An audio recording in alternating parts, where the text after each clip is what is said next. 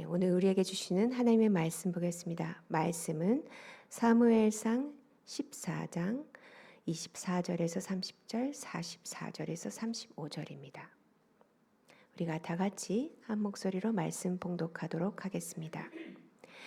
이날에 이스라엘 백성들이 피곤하였으니 이는 사울이 백성에게 맹세시켜 경계하여 이르기를 저녁 곧 내가 내 원수에게 복하는 때까지 아무 음식물이든지 먹는 사람은 저주를 받을지어다 하였음이라. 그러므로 모든 백성이 음식물을 맛보지 못하고 그들이 다 숲에 들어간즉 땅에 꿀이 있더라. 백성이 숲으로 들어갈 때 꿀이 흐르는 것을 보고도 그들이 맹세를 두려워하여 손을 그 입에 대는 자가 없었으나 요나단은 그의 아버지가 백성에게 맹세하여 명령할 때 듣지 못하였으므로 손에 가진 지팡이 끝을 내밀어 벌집에 꿀을 찢고 그의 손을 돌려 입에 대매 눈이 밝아졌더라. 그때 백성 중 한 사람이 말하여 이르되 당신의 부친이 백성에게 맹세하여 엄히 말씀하시기를 오늘 음식물을 먹는 사람은 저주를 받을지어다 하셨나이다. 그러므로 백성이 피곤하였나이다 하니 요나단이 이르되 내 아버지께서 이 땅을 곤란하게 하셨도다. 보라 내가 이 꿀 조금을 맛보고도 내 눈이 이렇게 밝아졌거든. 하물며 백성이 오늘 그 대적에게 탈취하여서 얻은 것을 임의로 먹었더라면 브레셋 사람을 살육함이 더욱 많지 아니하였겠느냐. 사울이 이르되 요나단아 내가 반드시 죽으리라. 그렇지 않으면 하나님이 내게 벌을 내리시고 또 내리시기를 원하노라 하니 백성이 사울에게 말하되 이스라엘의 이 큰 구원을 잃은 요나단이 죽겠나이까. 결탄코 그렇지 아니하니이다. 여호와의 살아계심을 두고 맹세하옵나니 그의 머리털 하나도 땅에 떨어지지 아니할 것은 그가 오늘 하나님과 동역하였습니다 하여 백성이 요나단을 구하여 죽지 않게 하니라. 아멘. 이 시간에 신수미 전도사님께서 사울의 경솔한 금식 명령이란 제목으로 말씀 전해 주시겠습니다.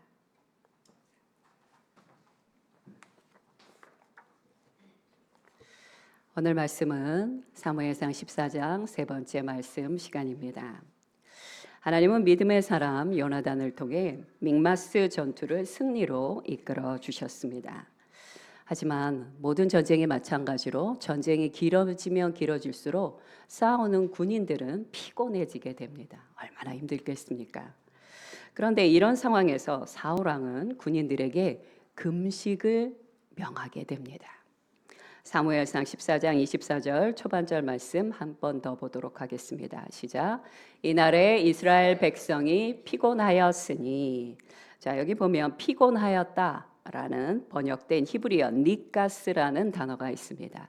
이 니가스라는 단어는요 괴롭히다, 압제하다, 강요하다는 뜻을 갖고 있습니다. 그러니까 괴롭다는 것이 그냥 피곤하다는 것이 니가스가 그냥 피곤한 것이 아니고요. 누군가에 의하여 강요됨으로 피곤하다, 공고하여졌다 이런 뜻을 갖고 있는 것입니다. 자, 그다음 14장 24절 두 번째 말씀 보겠습니다. 함께 읽겠습니다. 시작. 이는 사울이 백성에게 맹세시켜 경계하여 이르기를. 자, 여기서 밑줄 친 맹세시켜 경계하여라는 부분이 있습니다. 이 부분은 히브리어로 요엘이라고 합니다. 이 요엘은 사울이 군인들에게 맹세를 강요시켰다라는 뜻을 갖고 있습니다. 또 세 번째 말씀 보겠습니다. 14장 24절 세 번째 말씀 시작. 저녁 곧 내가 내 원수에게 보수하는 때까지. 여기서 보수라는 것은 복수하는 때까지라고 말하는 것인데 지금 사울이 뭐라고 말하고 있냐면 내가 내 원수에게, 여기서 원수는 누구를 말하는 것일까요? 블레셋을 말하는데 보통은 성경에서 이렇게 표현하지 않고요. 나의 원수가 아니라 여호와 하나님의 원수 혹은 이스라엘의 원수 이렇게 표현을 합니다. 근데 여기서 주목해야 될 것은 뭐냐면 사울은 블레셋과의 전쟁을 개인적으로 복수하는 것으로 여기고 있다는 것입니다. 자, 그의 아들 요나단은 어땠습니까? 요나단이 블레셋의 적진에 부하와 단둘이 들어갈 때 뭐라고 선포하며 들어갔습니까? 할례 없는 이방 민족과 하나님의 백성의 싸움이다. 이런 관계를 선포하며 그가 블레셋의 적진으로 들어갔습니다. 하지만 요나단의 아버지 사울 왕은 어떻게 말하고 있습니까? 나와 블레셋의 싸움이다. 이렇게 표현을 한다는 것은 의미심장한 것입니다. 이것은 뭐냐면요, 사울 왕이 이 전쟁을 개인적인 원한으로 만든 다음 사울 자신의 트로피로 만들려는 야망을 드러내고 있다는 것입니다. 그는 마땅히 하나님께 돌려드려야 될 전쟁의 승리의 영광을 누구에게로요? 나에게로, 내 것으로. 하나님의 영광을 도적질하는 마음으로 사울의 마음이 들떠 있는 것을 확인하게 되는 것입니다. 사무엘상 14장 24절 네 번째 말씀 함께 보겠습니다. 시작. 아무 식물이든지 먹는 사람은 저주를 받을지어다. 자, 여기서 저주를 받는다는 것은요, 무슨 뜻입니까? 오늘 내가 너희에게 내뱉은 이 금식하라는 것이 곧 무엇과 같으냐? 하나님의 명령과 동등하다라는 식으로 말하고 있는 것이에요. 굉장히 교만한 말투입니다. 그리고 이 교만한 맹세와 저주 때문에 지치고 배고픈 군인들은 눈앞에 꿀이 흐르는데도 그것을 한 점도 먹지 못하게 되는 것입니다. 이처럼 지도자가 자신의 이름을 드높이려는 공명심이라고 하죠. 다른 표현으로 하면 명예욕, 성취욕에 사로잡히게 될 때 그 공동체, 그 나라는 피곤하게 되는 것입니다. 인류 역사상 전쟁이 그토록 많이 일어나게 됐던 이유가 무엇입니까?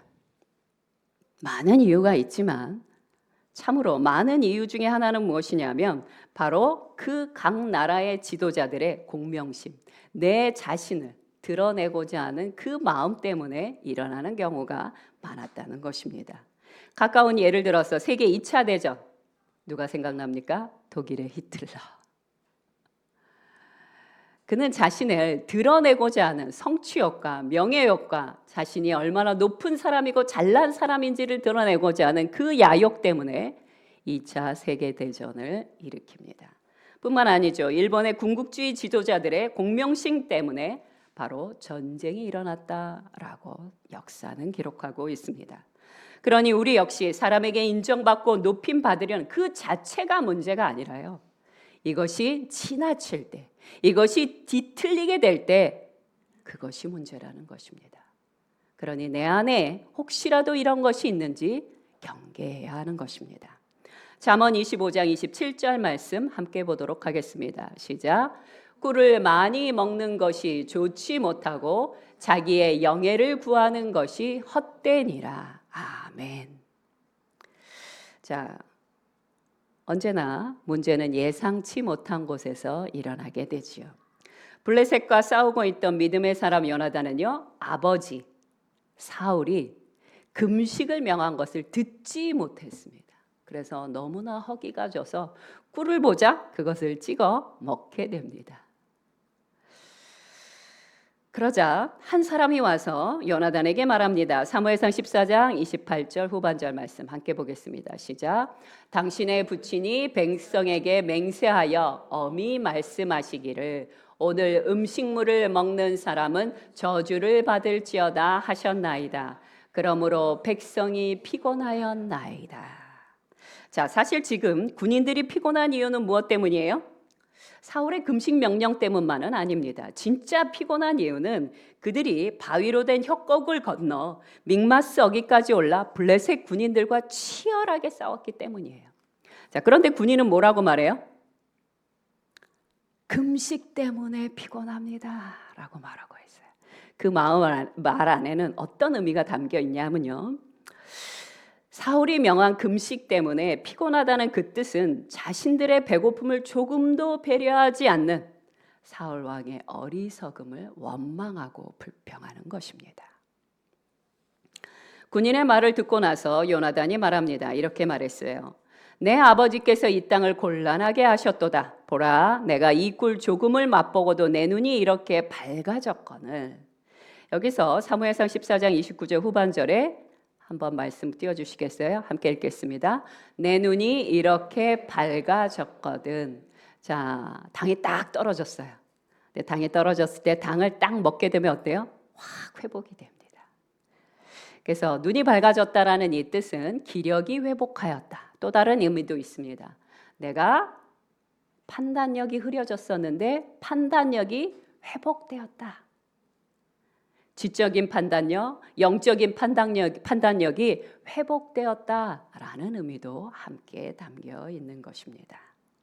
그러면서 요나단은 뭐라고 말하냐면 만약 왕께서 금식 대신에 블레셋에서 취한 음식들을 이스라엘 군인들로 하여금 먹게 하였다면 도리어 더 많은 블레셋 대적들을 쳐부쉈을 것입니다. 라는 안타까움을 드러냅니다. 요나단은 아버지 사울의 무모한 금식에 대하여 동의하지 않음을 나타냅니다. 전쟁을 해야 되는 군인이 금식하며 대적들과 맞서 싸운다는 것이 상식적으로, 합리적으로 현명하지 않기 때문입니다.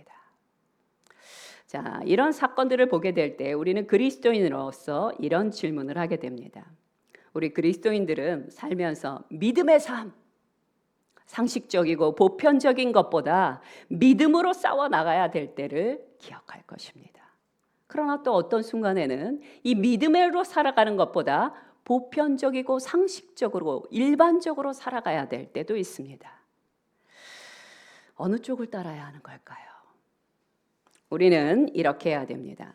진리의 말씀을 경고히 하고 그 말씀 위에 인간의 보편적이고 상식적인 이성을 조화롭게 적용시킬 수 있어야 하는 것입니다. 이런 사람을 가리켜 성경은 뭐라고 이야기하느냐?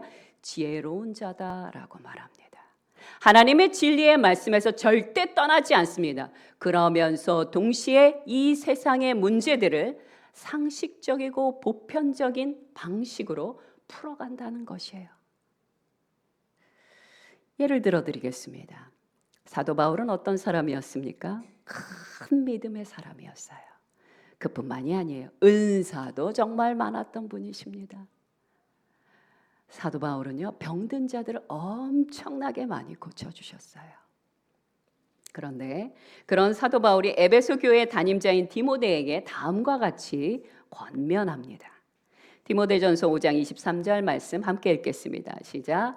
이제부터는 물만 마시지 말고 내 위장과 자주 나는 병을 위하여 포도주를 조금씩 쓰라.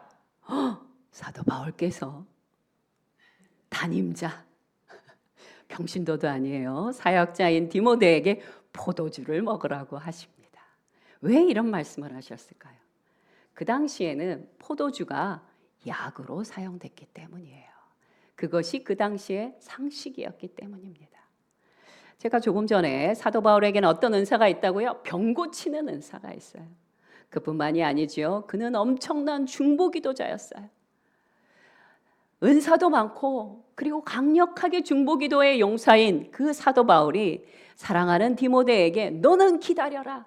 약 쓰지 말고 병원에도 가지 말고 기다려라. 이렇게 말하지 않았다는 것입니다.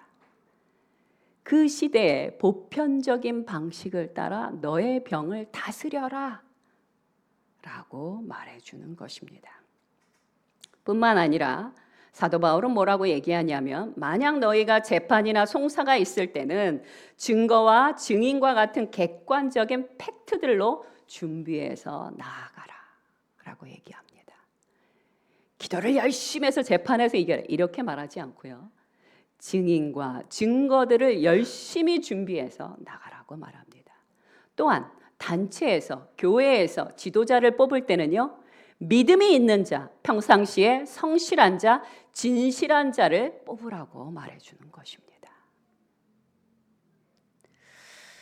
이처럼 우리 하나님은 한 번의 기적이나 은사로도 문제를 해결해 주시기도 하지만 그러나 대부분은 평범하고 상식적인 방법을 통해 역사해 주십니다. 여호수아서 1장 7절 말씀 함께 읽도록 하겠습니다. 시작. 오직 강하고 극히 담대하여 나의 종 모세가 내게 명령한 그 율법을 다 지켜 행하고 우로나 좌로나 치우치지 말라. 그리하면 어디로 가든지 형통하리라. 어느 한쪽에만 치우치지 마시고 하나님 앞에서 균형 잡힌 삶을 살아가시기 바랍니다. 자, 구약 시대에는요, 생명의 상징인 피를 먹지 말라고 율법에 정해 놓으셨습니다. 왜 그랬을까요? 피, 곧 이 생명은 여호와 하나님께 속한 것이기에 피를 먹는 것은 여호와 하나님을 무시하는 거라고 봤기 때문이에요. 레위기 17장 11절 초반절 말씀만 보겠습니다. 시작. 육체의 생명은 피에 있음이라. 그래서 반드시 짐승을 잡을 때는 어디에다 잡았냐면요, 큰 돌제단 위에서 잡습니다. 그것을 잡은 다음에 어떻게 해요? 뒤집어서 눕힌 다음에 동맥을 끊어 피를 완전히 제거해요. 그래서 피가 완전히 제거된 다음에 그것을 음식으로 사용했습니다.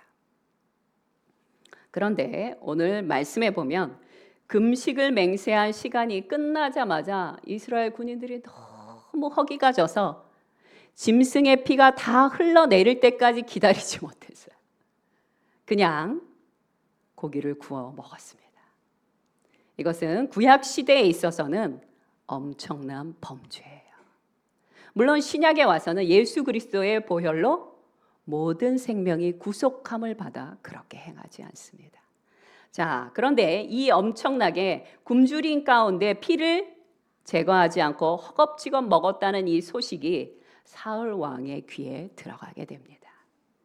이 소식을 듣고 깜짝 놀란 사울은 늦었지만 어떻게든 하나님의 진노하심을 피하기 위해서 큰 돌을 굴려오라고 합니다. 큰 돌을 굴려와서 그 위에서 짐승을 잡아 피를 제거한 뒤에 먹으라고 말을 하게 됩니다. 그리고 35절에서 아주 중요한 말씀을 기록합니다. 사무엘상 14장 35절 말씀입니다. 함께 읽겠습니다. 시작. 사울이 여호와를 위하여 제단을 쌓았으니 이는 그가 여호와를 위하여 처음 쌓은 제단이었더라. 오? 사울이 여호와를 위하여 처음 제단을 쌓았다는 말씀입니까? 여기에서 처음이라는 말은요, 이런 뜻이에요. 사울은 제단을 여러 번 쌓았어요. 그런데 여기서 처음이란 뜻은 무슨 뜻이냐면 말씀과 율례를 따라 제대로 단을 쌓은 것이 처음이라는 말씀이에요. 이제까지 사울은 하나님의 도우심으로 많은 전쟁에서 승리를 거두었어요.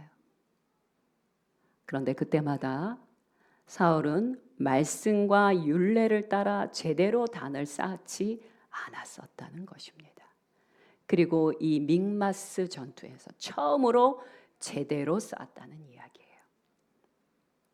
이처럼 하나님은 우리가 드리는 모든 예배를 바라보고 계십니다.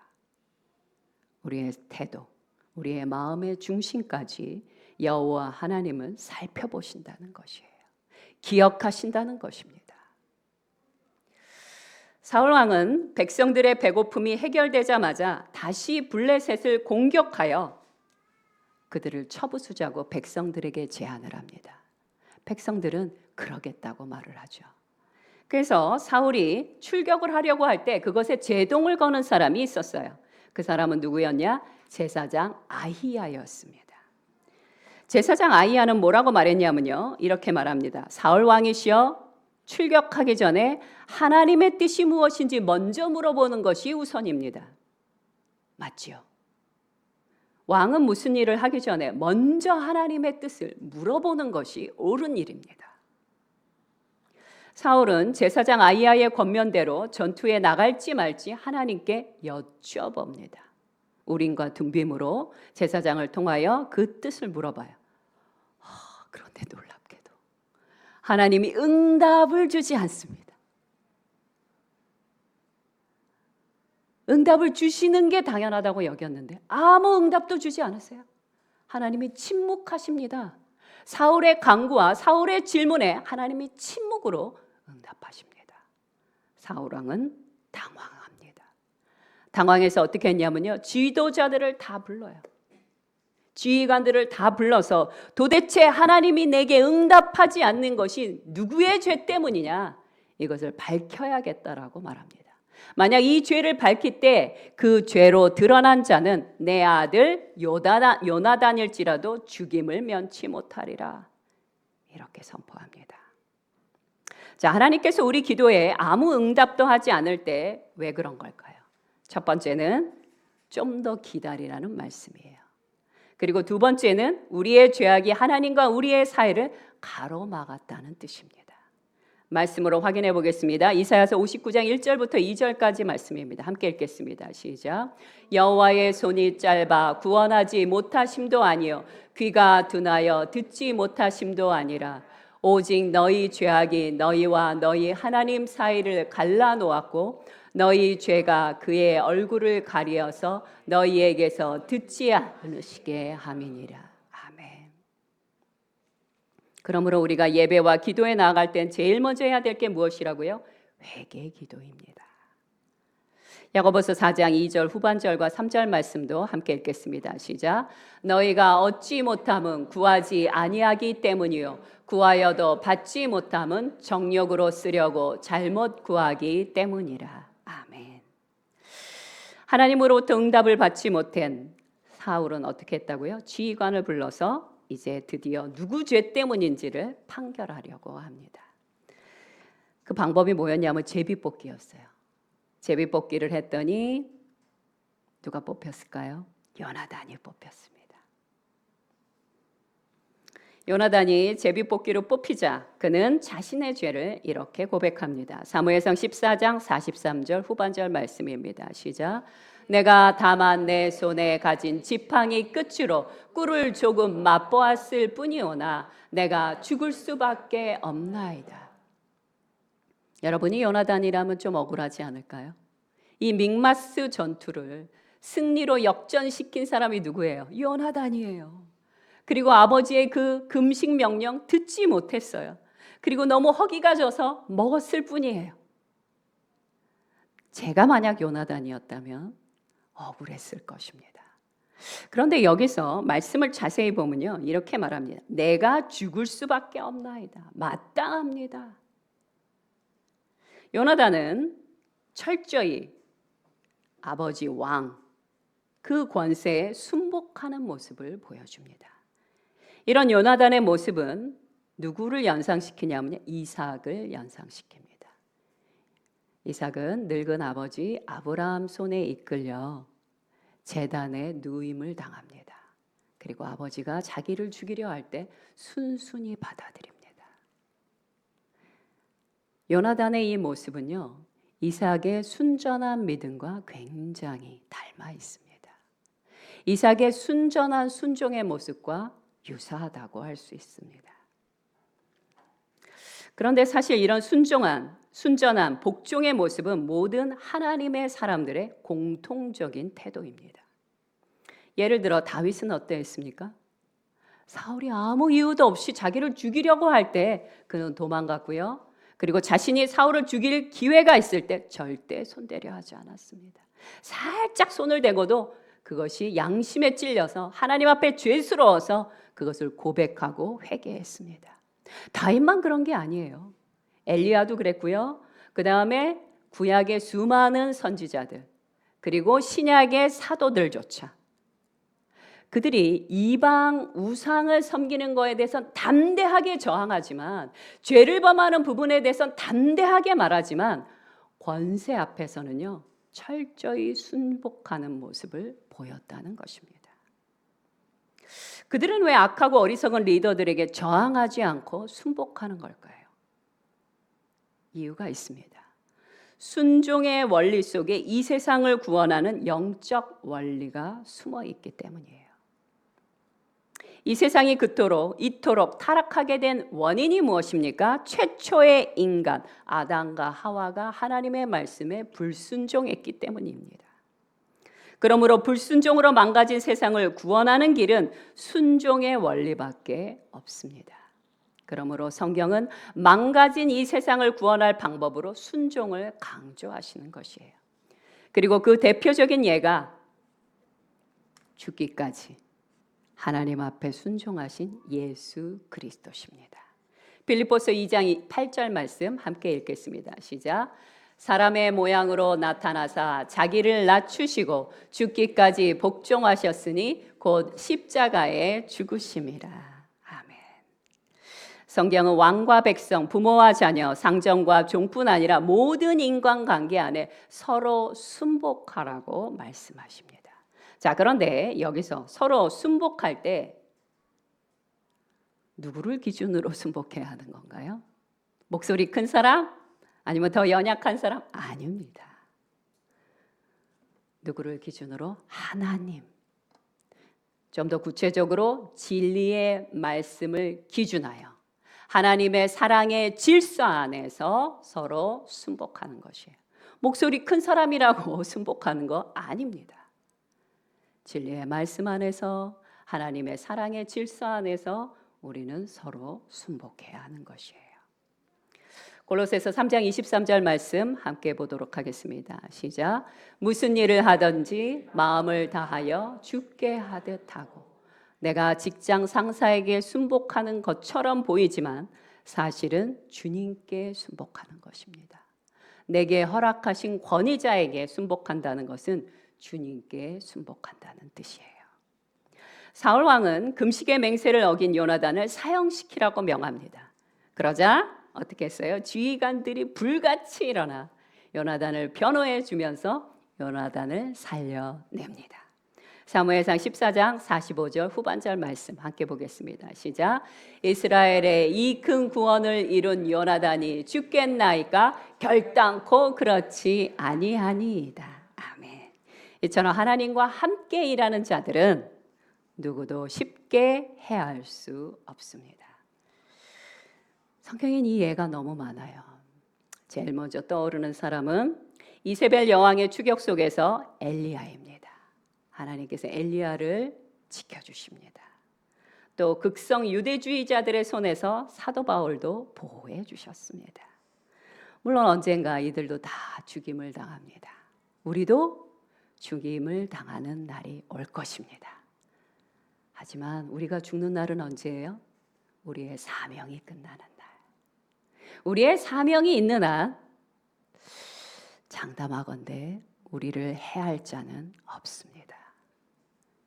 그러니 두려워하지 마시고 담대하게 사시기 바랍니다. 이사야서 41장 10절 말씀 함께 보도록 하겠습니다. 시작. 두려워하지 말라. 내가 너와 함께함이라. 놀라지 말라. 나는 내 하나님이 됨이라. 내가 너를 굳세게 하리라. 참으로 너를 도와주리라. 참으로 나의 의로운 오른손으로 너를 붙들리라. 아멘. 여러분이 어떤 상황에 있든지 여러분의 사명이 끝나지 않았다면 여러분은 죽을 수도 없고요. 끝날 수도 없습니다. 그러니 담대히 사시기 바랍니다. 결론을 말씀드리겠습니다. 사무엘상 14장을 자세히 살펴보면요, 사울 왕이 아주 경건한 왕처럼 보입니다. 그는 제사장 아이야를 옆에 두고 계속해서 자문을 구하고 있고요. 또 백성들에게 금식을 명하였으며 율법에 따라 피를 빼고 고기를 먹어야 된다고 준비해 주었습니다. 또한 하나님의 제단을 정말 원리 원칙을 따라서 제대로 쌓았으며 자신의 아들일지라도 죄에 대하여 단호하게 처분하려고 했습니다. 겉으로만 본다면 그는 진정한 하나님의 사람처럼 보입니다.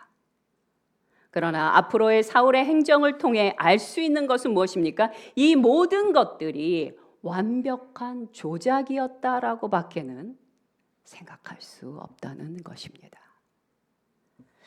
하나님의 영이 사울에게서 떠나갔습니다.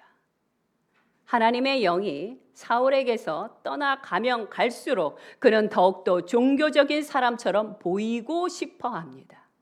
그리고 이런 진실성 없는 가식적인 행위는 그의 영혼을 파멸의 길로 끌고 가게 되는 것이에요. 사울 왕의 이런 뒤틀리고 왜곡된 동기와 태도의 결과는 어떤 결과를 만들고 있습니까? 그와 함께했던 군인들을 굶주리다 못해 하나님의 율법을 범하게 만들었고요. 그의 아들 요나단을 죽음의 위기 속에 내몰게 되었습니다. 이것이 바로 그 중심에 하나님이 없고 거짓으로 가식으로 살아가는 종교인들의 결과라는 것입니다. 하나님은 우리의 마음의 동기와 태도를 보십니다. 우리의 예배의 자세를 알고 계시고 기억하십니다. 그러니 무슨 말을 하거나 어떤 일을 행할 때는 이것이 진정으로 하나님을 위하는 길인지 아니면 나 자신을 드러내고 나 자신을 위하는 길인지 뒤돌아봐야 하는 것입니다. 그럴 때 우리는 사울의 길이 아닌 요나단의 길, 더 나아가 예수님의 십자가와 부활의 길로 나아갈 수 있습니다. 함께 기도하겠습니다. 오늘 첫 번째 기도 제목은 이것입니다. 이제까지 하나님이 내 삶의 중심이 아니라 나의 감정, 나의 이름, 나의 지식, 나의 능력을 드러내려는 뒤틀린 과시욕이나 명예욕이나 공명심이 있었다면 이 시간에 회개하시기 바랍니다. 주님, 우리의 기도와 간구가 여호와 하나님 앞에 응답되기를 원하나이다. 혹여라도 나와 하나님 사이에 이러한 죄가 있다면 용서하여 주옵소서. 오늘 주님 앞에 묻고 회개하는 시간 함께 갖도록 하겠습니다. 함께 기도하겠습니다.